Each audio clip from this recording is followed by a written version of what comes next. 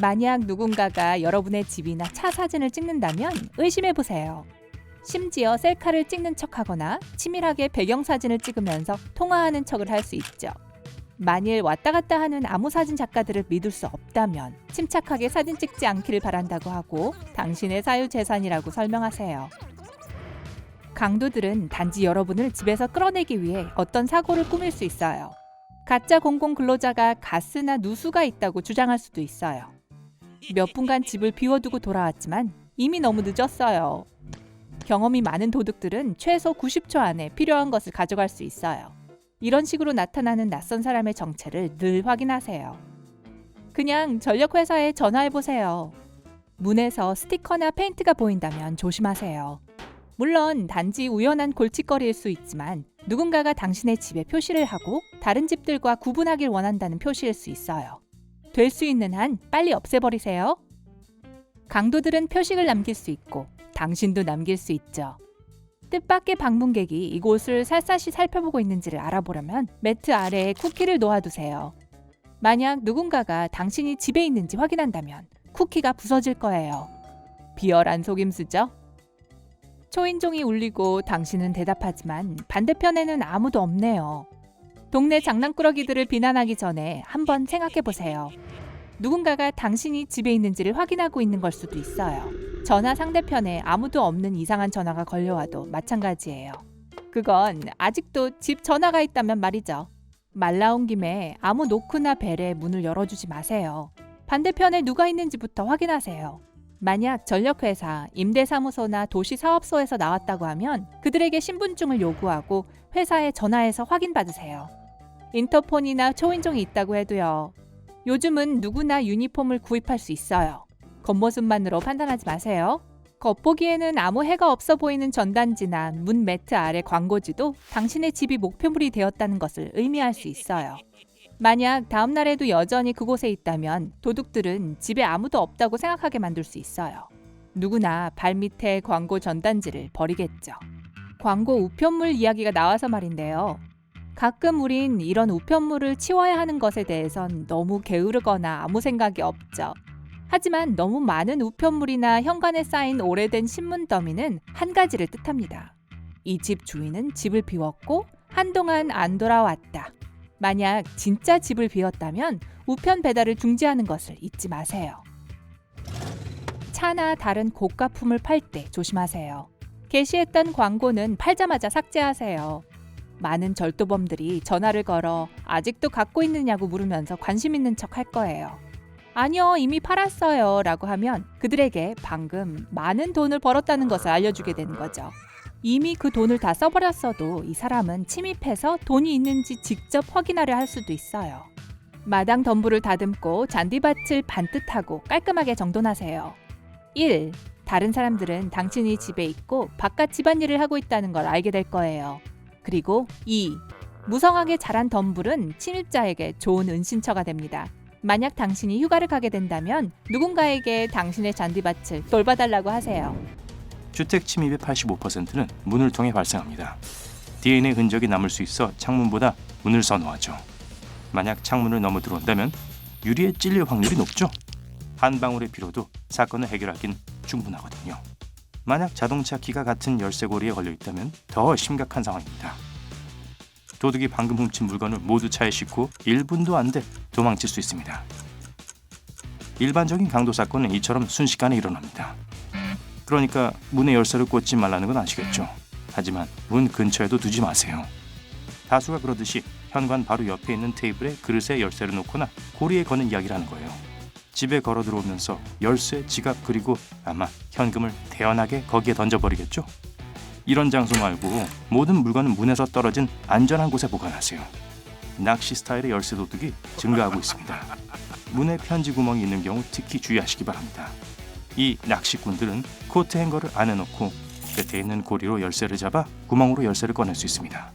열쇠 꾸러미가 너무 크지 않다면 말이죠. 그럼 이런 일을 예방하기 위해 열쇠고리 적립카드 끝만 달아놓을게요 라고요? 좋지 않은 생각이에요. 열쇠가 5개 이상으로 너무 무거우면 차의 점화장치에 좋지 않습니다. 중량이 내부 부품을 마모시켜 차에 손상이 갈 수 있습니다. 자물쇠와 관련된 또 다른 문제는 모든 사람이 다 새로운 곳으로 이사할 때 자물쇠를 바꾸지 않는다는 겁니다. 큰 실수예요. 만약 열쇠를 안에 두고 나갔거나 어딘가에서 잊어버린 것 등으로 인해 상황이 위태롭다면 후회하지 말고 자물쇠를 바꾸세요. 이제 퇴근해서 집에 와서 잠이 들었네요. 집에 누가 침입할 확률은 상당히 희박합니다. 대부분의 강도들은 적어도 1, 2주 동안 여러분의 집을 감시할 겁니다. 여러분의 일과 근무 시간, 점심 식사를 위해 집에 오는지, 알람 시스템, 반려동물 또는 집에 있는 동작 감지 실외 등등을 파악하게 될 겁니다. 도둑은 잡히고 싶지 않으니 집주인과 목격자가 출근할 때 움직이기 시작합니다. 침입의 피크 타임은 오전 10시부터 오후 3시까지예요.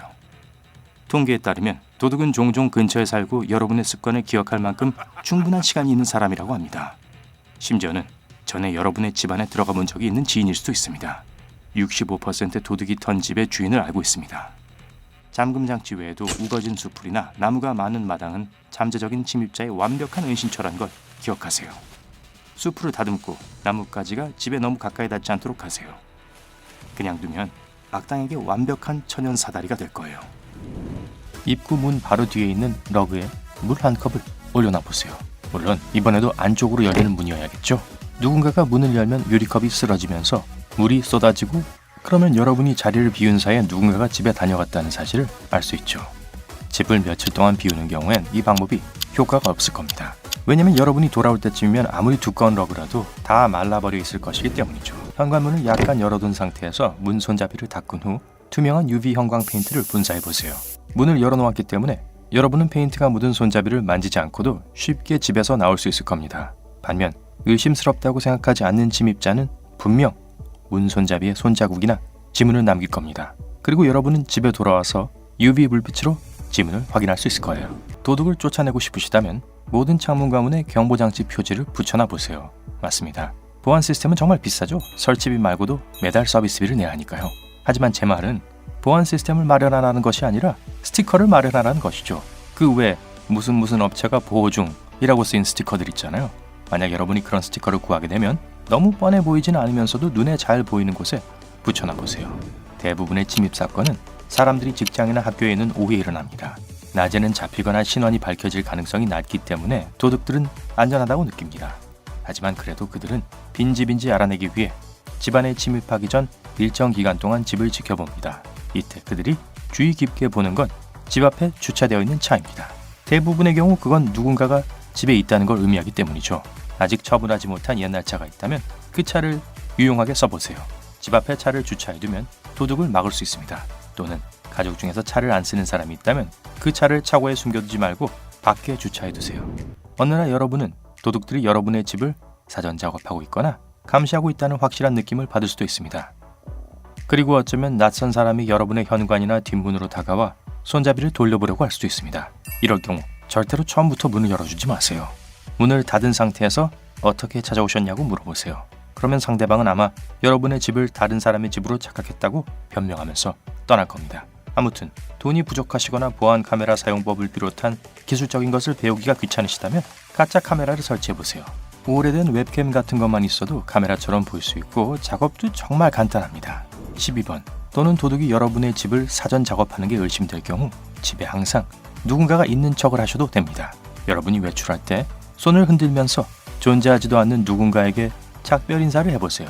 제가 기꺼이 여러분의 존재하지도 않는 사람이 되어드릴게요. 잠깐만, 난 존재하는구나.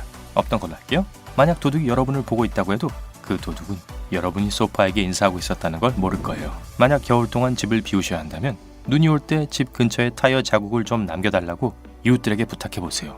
눈이 손도 대지 않은 채 쌓여 있다는 것은 집주인들이 한동안 집에 없었다는 것을 도둑들에게 알려주는 확실한 힌트입니다.